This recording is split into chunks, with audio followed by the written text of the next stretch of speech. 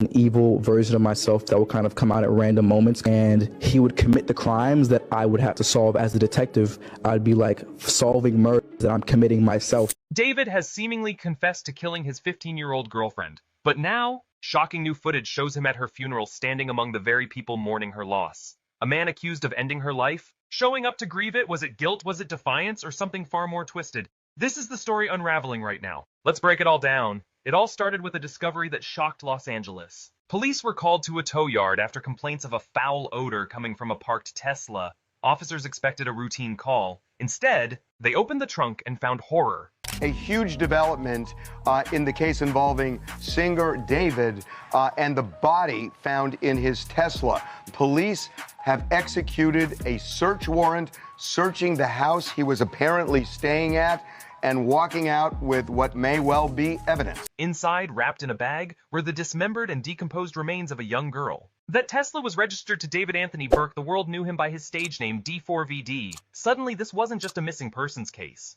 This was murder, and the community wasn't going to stay silent. To understand why this hit so hard, you need to know where David came from. This wasn't some industry plant with a silver spoon. He was just a kid from Houston, broke, unknown, making songs on his iPhone with nothing but earbuds and an app called BandLab, recording vocals in his sister's closet because that was all he had. How did you make your first song? And I looked up how to make music on iPhone, and this app called BandLab comes up.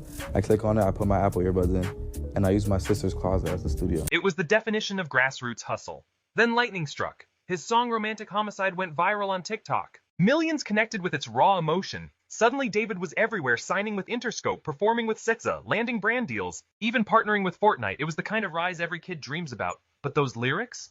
In the back of my mind, you died. What once felt like teenage heartbreak now sounds like something else entirely. A confession hiding in plain sight. Because what the feds found in that Tesla wasn't just a tragedy, it was the dark shadow behind his music. We have been telling you about a body parts found in the trunk of a Tesla owned by the singer David. We now know who the victim is in this case, and there are a lot of twists and turns. The victim was Celeste Rivas Hernandez, just 15 years old, described by her family as bubbly, warm, and sweet, but also vulnerable. She sometimes ran away from home, and that made her easy prey. She vanished in April 2024, telling her mother she was going to the movies with someone named David. That name should have been a warning, but no one could have guessed how deep it went.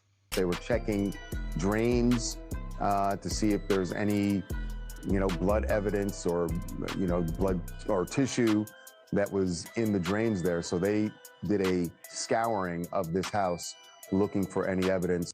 Her mother helped police confirm her identity through something chilling, a tattoo on her finger, eerily similar to one David himself had. Soon, disturbing photos began surfacing. David and Celeste together, matching outfits, hidden faces, coupled up in plain sight but never showing her identity.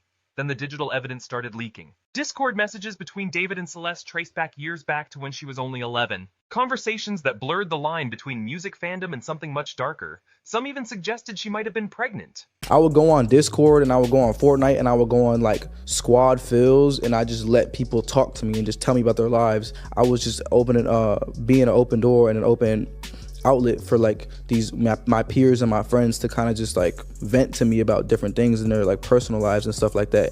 And I would basically just take their lives and write songs about them and write songs for them, and they didn't even know it. Suddenly, this wasn't just a murder investigation. It looked like years of grooming, manipulation, and obsession unfolding right under everyone's noses. The most haunting piece of evidence, an unreleased track called Celeste.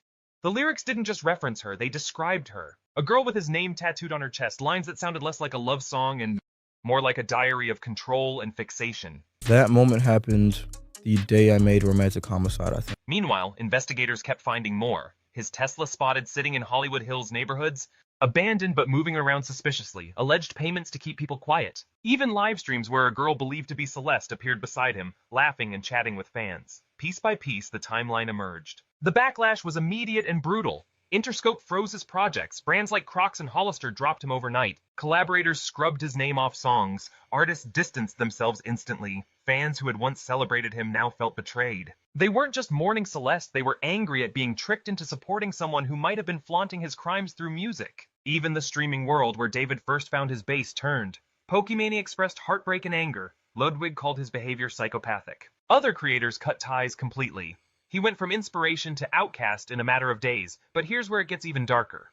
Looking back, his performances had been littered with red flags, funeral props on stage, caskets, fans asked to write notes to the dead. At the time, it seemed like artistic theatrics. Now, it looks like a twisted man flaunting his crimes in front of thousands. In interviews, he described an alter ego, Itami, an evil version of himself who committed murders that he would then solve like a detective. Fans thought it was just creative roleplay, but paired with what investigators uncovered, it feels like something else entirely, a glimpse into the mind of someone blurring the line between fantasy and reality. Meanwhile, Celeste's family has been left broken, her mother forced to identify her baby girl's remains through a tattoo, her community holding vigils in Lake Elsinore, lighting candles, mourning a child who never had a chance to grow up, and then the footage. David at her funeral. Was he taunting the family, seeking forgiveness, or was this some twisted way of saying goodbye? The sight of him there, among the mourners, has become one of the most haunting images of this entire case. Beyond the shock and headlines, this story has grown into something larger than just one scandal. It has become a mirror, forcing us to look at the darker side of fame, fandom, and the digital world we all live in. Because at its core, this isn't just about an artist and his music. It's about how easily young fans can be drawn into a space where admiration blurs into vulnerability. How predators can hide in plain sight, shielded not by shadows, but by the very glow of celebrity, cloaked in music, streaming numbers, and endless adoration. And how industries, chasing profit at any cost, often look away when the warning signs are right in front of them. Money flows, fame grows, and red flags get buried under the weight of popularity. As this scandal unfolded, something eerie happened. Streams of Romantic Homicide, the very track that launched his career, exploded again, millions revisiting it with a new, chilling lens. The song that once felt like heartbreak now sounded like confession. What used to be art now seemed like evidence. And that's the unsettling reality. Curiosity and controversy can fuel fame as much as talent ever did. Even now, investigators are working tirelessly, combing through every digital footprint, unreleased track, and witness account. The evidence is mounting, heavy and disturbing. Yet, despite everything uncovered so far, no conviction has been handed down, at least not yet. The law moves slow, but the weight of truth feels impossible to ignore. For Celeste's family, none of that matters more than one thing: justice. They don't care about charts, streams, or headlines. They care about a daughter whose life was cut short. A girl who will never get to chase her dreams, never get to live the future that was stolen from her. For the community, the message is just as clear. There are no excuses for preying on the vulnerable, no forgiveness for crossing that line. Fame, followers, or fortune cannot wash away that truth. At the heart of all the noise beyond the songs, the theories, the internet debates, one name remains, one truth remains: Celeste Rivas Hernandez. A young girl whose story should never have ended this way. A reminder that behind every viral scandal, every streaming milestone, every trending headline, there are real lives, real pain, real consequences.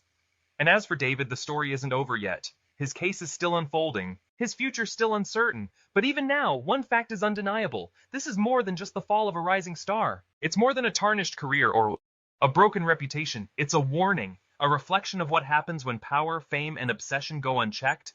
When industries protect talent at the expense of truth, and when fans are left exposed in the crossfire. For the streets, for the fans who feel betrayed, and most of all for Celeste's family, the demand has never wavered. It echoes louder than any song, stronger than any defense: justice for Celeste.